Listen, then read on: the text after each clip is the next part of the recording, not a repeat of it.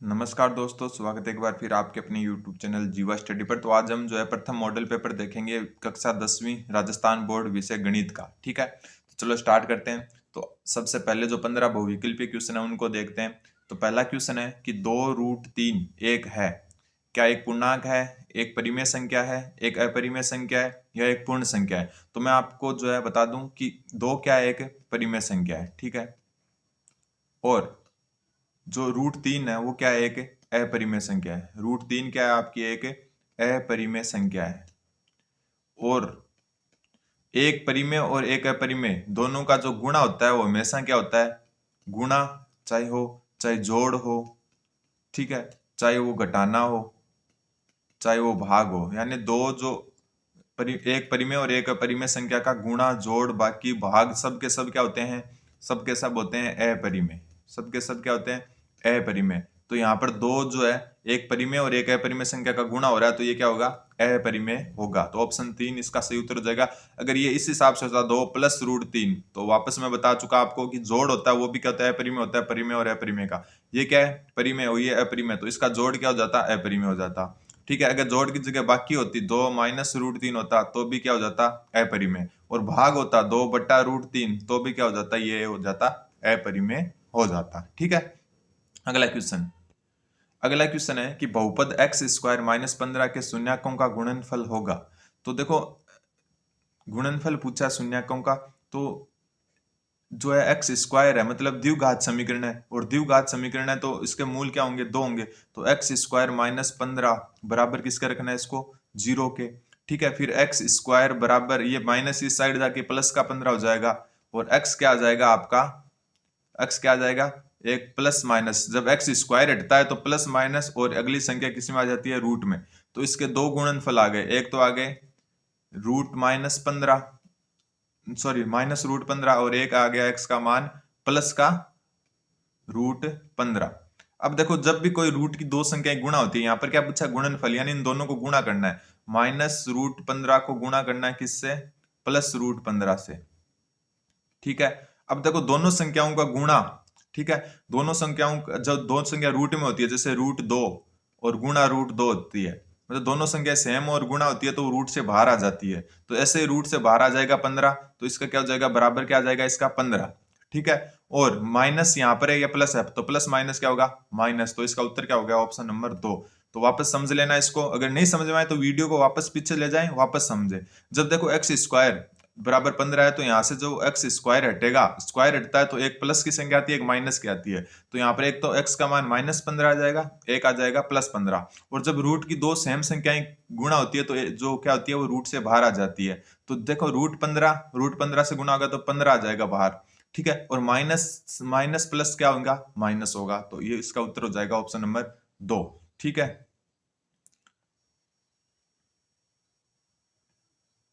अगला क्वेश्चन।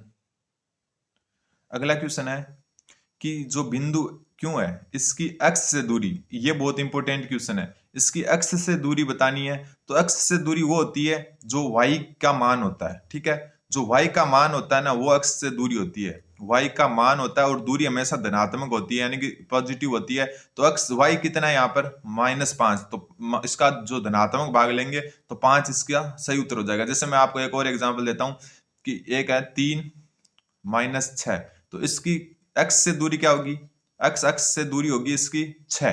ठीक है, माइनस प्लस ध्यान नहीं देना आपको, सिर्फ प्लस का ध्यान रहना है। और वाई से दूरी कितनी होगी, वाई से दूरी होगी 3, क्योंकि इस यहाँ पर एक्स का मान कितना है, एक्स वाई के रूप में लिखते हैं, एक्स का मान जरूर 3 है, लेकिन एक्स एक्स से जो दूरी है वो क्या होगी, वाई वाले मान को माना जाता है। ठीक है, एक और एग्जाम्पल देता हूं, ऊपर देखो कि मान लो 6 और 3 है। ठीक है, उल्टा कर दिया। अब x का मान क्या है, यहाँ पर 6, y का क्या है 3, लेकिन x x से दूरी कितनी है 3, और y x से दूरी कितनी है 6, यानी कि जो x का मान होता है वो y x से दूरी होती है, और y का जो मान होता है वो x x से क्या होती है, दूरी होती है। तो इस बात का भी थोड़ा सा ध्यान रखें। अगला क्वेश्चन। अगला क्वेश्चन है कि इसकी माध्यिका ज्ञात करनी है, माध्यिका या माध्यक ज्ञात करना है। तो माध्यिका और माध्यक ज्ञात कैसे करते हैं, पहले इनको बढ़ते क्रम में लिख लो। सबसे छोटा कौन सा, यहाँ पर 0, उसके बाद में क्या है 2, उसके बाद में है 3, उसके बाद में है 4, ठीक है, 4 के बाद में है 5, 5 के बाद में है आपका 7 और 7 के बाद में है 8। टोटल कितनी संख्याएं हैं? 3 3 6 और एक 7 संख्याएं। ठीक है, इनमें क्या होता है, माध्यक में क्या होता है, 7 संख्याएं, तो 7 संख्याओं में जो बीच का होता है, मतलब इधर से भी 3 छोड़ दो और इधर से भी 3 छोड़ दो, तो क्या बचा आपके?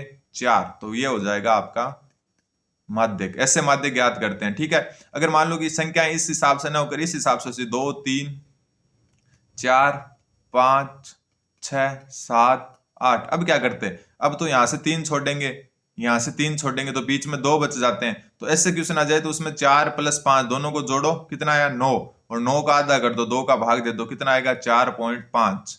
तो ये हो जाता फिर माध्यक। ठीक है, माध्यक या माध्यिका एक ही चीज होती है। तो ध्यान रखना, माध्यक कैसे ज्ञात करते हैं कि बीच का जो होता है ना, जिन पहले तो इनको बढ़ते क्रम में लिखेंगे, सबसे छोटी संख्या फिर बड़ी बड़ी बड़ी बड़ी ऐसे करते करते, और जो इनका जो बढ़ता क्रम में जो सबका बीच का होगा, यानी 3 इस साइड से छोड़ दो, 3 इस साइड से छोड़ दो, तो कितना बचा? 4। तो 4 इसका उत्तर हो जाएगा। बाई चांस ये यहाँ पर संख्या इतनी होती, यानी 8 संख्या होती, तब क्या करते? 3 इस साइड से छोड़े, 3 इस साइड से छोड़े, क्योंकि 4 4 छोड़ोगे तो कुछ बचेगा ही नहीं। तो यहाँ पर जो बीच वाले 2 आएंगे उनको जोड़ के उनमें 2 का भाग दे दो, ऐसे हो जाता। ठीक है, अगला क्वेश्चन।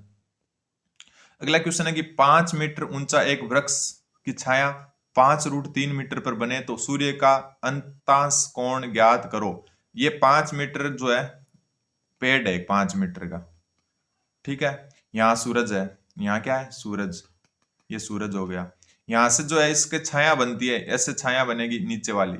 ठीक है, यहाँ पर धूप गिरेगी तो यहाँ पर क्या बनेगी? छाया। तो छाया बनेगी 5√3 मीटर दूर। तो कोण पूछा है, तो कोण कैसे ज्ञात करते हैं?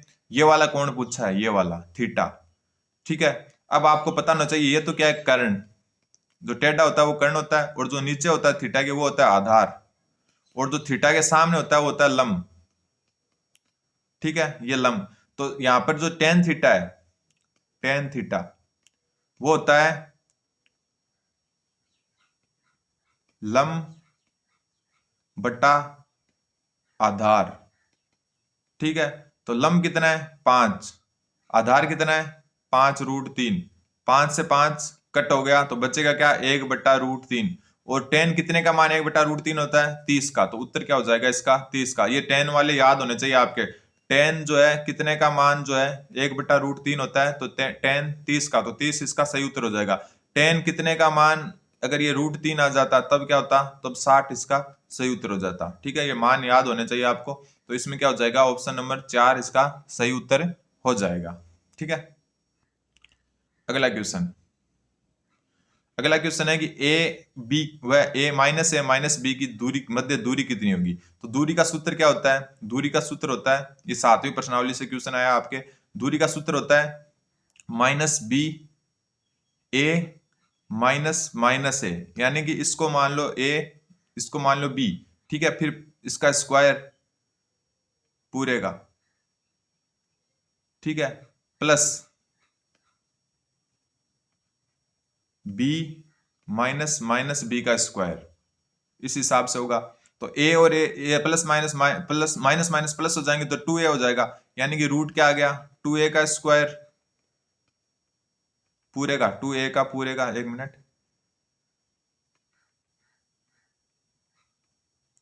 पूरे 2a का स्क्वायर प्लस पूरे 2b का स्क्वायर, तो ये क्या हो जाएगा? 4a square plus 4b square. 4 common लेंगे तो ये बाहर निकल के 2 बन जाएगा, और 2 बनते ये इस हिसाब से लिखा जाएगा, 2 बाहर आ जाएगा और अंदर क्या आ जाएगा आपका? a square plus b square. अब जो है अगला क्वेश्चन है कि समांतर श्रेणी का क्या आपको सार्वंतर यानी डी ज्ञात करना है। तो समांतर श्रेणी का डी कैसे ज्ञात करते हैं? दूसरे पद में से पहला पद घटा दो, पहला पद घटा दो। पहला पद क्या है? -5, घटा दिया तो -1, और माइनस माइनस क्या हो गया? प्लस का 5 बराबर क्या बचा? 4। तो पहला पद घटाते क्या बचा आपके? 4। तो ऑप्शन 1 इसका सही उत्तर हो जाएगा, 4 इसका सार्वंतर होगा। अगला क्वेश्चन। अगला क्वेश्चन है कि त्रिभुज, सभी त्रिभुज समरूप होते हैं। कौन से त्रिभुज जो होते हैं वो समरूप होते हैं? तो जो समबाहु त्रिभुज होते हैं ना वो हमेशा क्या होते हैं? समरूप होते हैं। इसका ध्यान रखना आप, क्योंकि इसमें क्या है, प्रत्येक कोण 60 डिग्री का होता है समबाहु में। 60, ये भी 60, ये भी 60 और ये भी 60। तो कोई दो त्रिभुजों के अगर तीनों कोण बराबर हैं तो जो ए नियम है वो लगता है, ठीक है, दो कोण वाला या तीन कोण वाला ए नियम से क्या हो जाएंगे, सभी के सभी समरूप हो जाएंगे। बाकी जो समद्विबाहु है, ठीक है, और जो विषम बाहु है, समकोण त्रिभुज है, इनमें कोई जरूरी नहीं है कि वो हमेशा क्या हो, समरूप हो, लेकिन जो समबाहु त्रिभुज है वो हमेशा समरूप होते हैं। आठवां क्वेश्चन है कि त्रिभुज एबीसी में 15 कोट ए बराबर 8 है, तो साइन ए का मान बताओ। तो देखो कोट ए बराबर क्या हो गया, 8/15, ठीक है। तो अगर जो है ना कोट क्या होता है, कोट ए बराबर क्या होता है, 1/10 ए, ठीक है, 1/10 एम, ठीक है। तो 10 ए कितना हो गया, 10 ए होगा, उल्टा कर दो 15/8 हो जाएगा। कोट का उल्टा होता है 10 ए, तो 15/8 हो जाएगा। अब 10 जो होता है वो देखो, लाल बट्टा कक्का सुना होगा आपने, लाल बट्टा कक्का, 10 क्या होता है, लंब बट्टा आधार, ठीक है, ये होता है साइन, ये होता है कोस, ये होता है 10। तो लंब कितना हो गया, ये क्या हो गया, लंब बट्टा आधार। तो लंब कितना हो गया, लंब हो गया आपका 15, आधार हो गया 8, ठीक है। लंब कितना हो गया 15, आधार हो गया 8। तो कर्ण कैसे होगा, कर्ण क्या होता है, कर्ण बराबर होता है रूट आधार का स्क्वायर प्लस जो होता है किसका स्क्वायर, लंब का स्क्वायर। तो 15 का स्क्वायर हो गया 225 और इसका हो गया 64, 8 का। तो ये कर्ण कितना आ जाएगा आपके, ये हो गया 9, 8, 289 और 289 होता है 17 का। तो कर्ण कितना आ गया आपके 17। अब पूछा क्या, साइन ए पूछा है। साइन ए क्या होता है, साइन ये रहा लंब बट्टा, साइन क्या होता है, लंब बट्टा कर्ण। तो लंब कितना आपका 15 और कर्ण कितना आया, कर्ण कितना आया आपके 17 आया। तो 15/17, ऑप्शन 2 इसका क्या हो जाएगा, सही उत्तर हो जाएगा, ठीक है। अगला क्वेश्चन कि समांतर श्रेणी, 10वां क्वेश्चन आज का लास्ट है, अगले 10 क्वेश्चन अगले वीडियो में देखेंगे। समांतर श्रेणी में कौन सा पद अठंतरवां होगा, कौन सा पद अठंतर है। तो ए एन वाला सूत्र लगा दो, ए एन बराबर क्या होता है, ए प्लस एन माइनस 1 डी, ये होता है। ए एन दे रखा है कितना, अठंतर, ठीक है। ए कितना है, पहला पद कितना है 3, तो ए कितना है 3, एन तो अपने को क्या करना है, ज्ञात करना है, तो एन माइनस 1, डी कितना है, दूसरे में से पहला घटाओ, 8 में से 3 गए तो 5, तो डी कितना है 5। तो ये क्या हो गया, अठंतर बराबर 3 + 5 n - 5, ठीक है। तो ये हो गया अठंतर बराबर 3 में से 5 गए तो ये 5n, तो 5n रहेगा, और 3 में से 5 गए तो कितने बचा, -2 बचा, ठीक है। तो ये क्या हो गया अठंतर, और ये -2 इस साइड होगी, +2 हो जाएगा बराबर 5n, ठीक है। तो ये 80 बराबर क्या हो गया 5n।